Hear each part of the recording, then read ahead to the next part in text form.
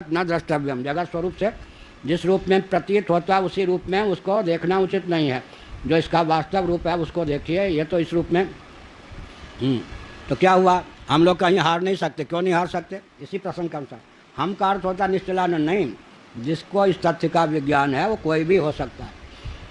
ब्राह्मण को ब्राह्मण देखेगा वो ब्राह्मण से पराजित हो जाएगा, ब्राह्मण को ब्रह्मत्व ने देखेगा हृदय से। अब ब्राह्मण कितना भी प्रयास कर ले, मारन मोहन उच्चाटन सब प्रयोग करके देख ले, वो पराजित नहीं होगा, अपराजित हो गया। इसीलिए क्षत्रिय ऐसी माया, वो क्षत्रिय उसके क्षत्रिय से वो पराजित हो जाएगा। जो क्षत्रिय को अपने से भिन्न स्वतंत्र सत्य समझेगा, हर वस्तु उसको पराजित कर देगी। मिथ्या दर्शन का यह फल तो होगा। कर्मकांड की दृष्टि से मिथ्या भाषण का पाप नहीं लगेगा यहाँ पर, कर्मकांड की दृष्टि से, और ज्ञान कांड की दृष्टि से प्रतिवाय लग जाएगा।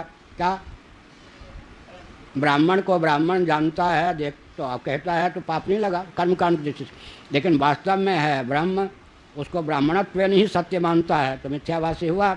उसका प्रभाव क्या पड़ेगा? वो ब्राह्मण से हार जाएगा। हार जाएगा माने सामने वाले की दास्ता मोल ले लेगा अपने जीवन में, हारना हुआ। भोग्य प्रपंच की दास्ता मोल लेगा, हारना हुआ। इसीलिए कहा कि ज्ञान की दृष्टि से प्रमाद है।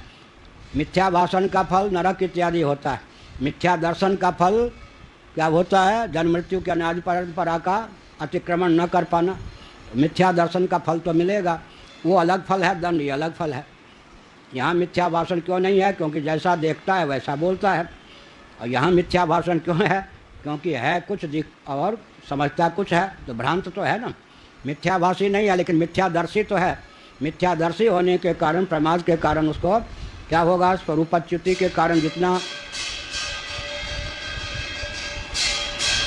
दंड मिलना चाहिए उतना दंड मिलता रहेगा।